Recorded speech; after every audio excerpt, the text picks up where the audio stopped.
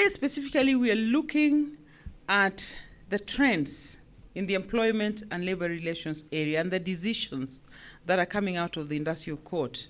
What has been your experience? Have you been to the industrial court, or do you know some of the issues and the decisions that are coming out of there? We want to initiate dialogue amongst ourselves as HR people on the new dimensions in the practice of HR arising from court judgments and interpretation of the current law. We all know that our current labor laws and constitution have greatly changed the landscape in which employment and labor issues are discussed. They have brought, yes, rights, wonderful rights, fundamental human rights, based on the 8 core conventions of the ILO, and we support it. The spirit is right.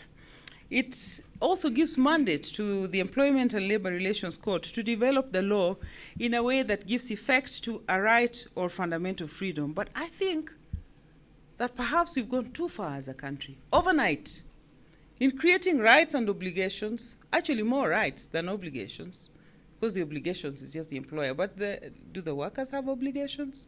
Yes, but do they understand them? I'm not sure. We've created rights without having invested in creating the right mindset for us to move where we want as a country. We have, yes, said that there are certain conditions and priorities and basics to be met before you become a judge or someone working in the labor field.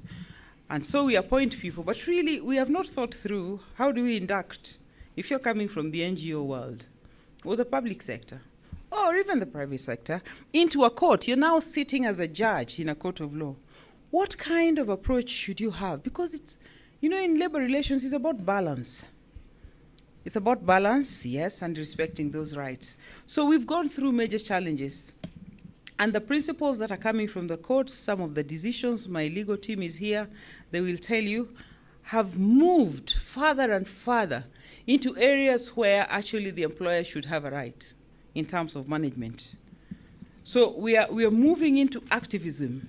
And this is a trend I can tell you because I sit and represent you at the International Labour Organization. This rights-based approach is encroaching all areas of the employment relationship as we know it.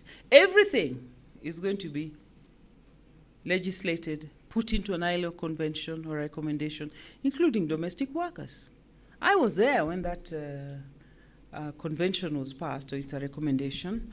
Yes, the spirit is good, but really, are we at the point where we can actually regulate it and give some minimums in terms of what they should be paid and the conditions and the benefits? We can, if the minimum wage for those who will employ them is high enough to accommodate that. So you pass a law without taking into account the implications, because once a law is in place, it applies to everybody. Everybody, including that domestic worker who's leaving her house to come and work in your house. She should also follow it. Or hey, I recognize there are also men who have domestic workers and that families, these are joint employments. So the rights-based approach, even when you're discussing issues of immigration, we were looking at informality, which is a big issue in Africa. The informal economy and the fact that that's where the jobs are coming from. That's where Africa has her people.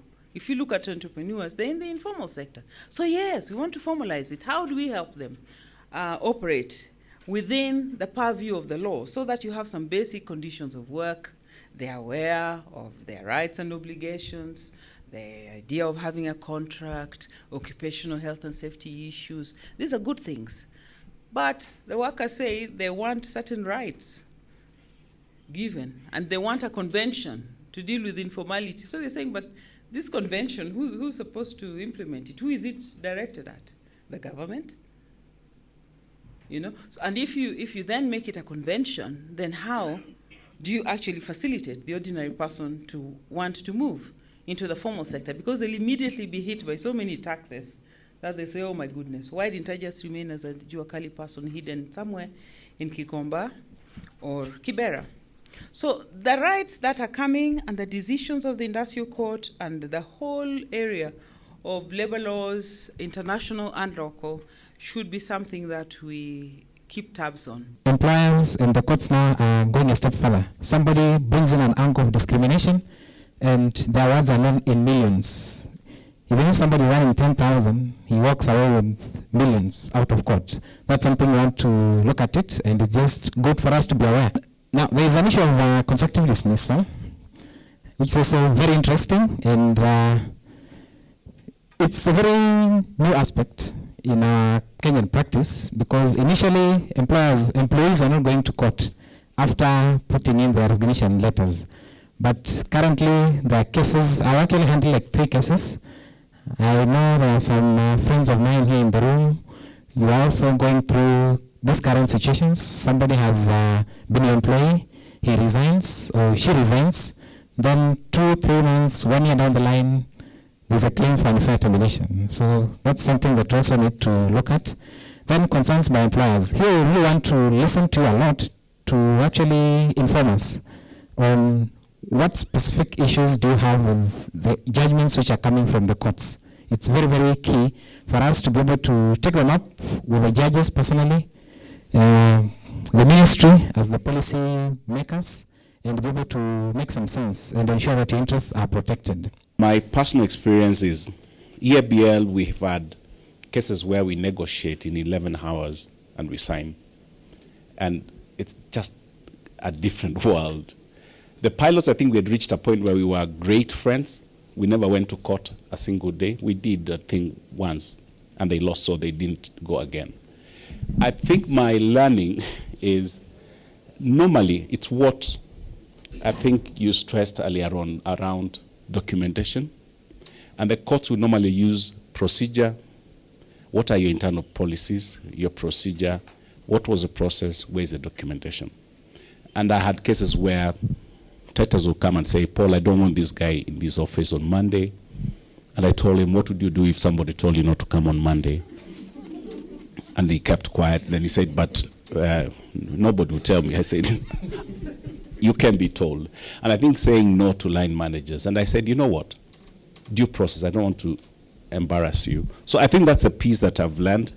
Paul has said process, procedure, documentation, at the same time being very tactful and listening. Then you're able to manage the union. All these challenges have come to learn one thing, that as far as we are HR people, we are dealing with the people. And remember, union guys, they're always abrasive. They'll make you look foolish. They know what they're doing. They want to make you angry. So you also fight back, and then they win. So in most times, I usually advise that keep cool, keep cool, keep cool. Remember, this is coming to test your patience, your resolve, and how you can navigate through.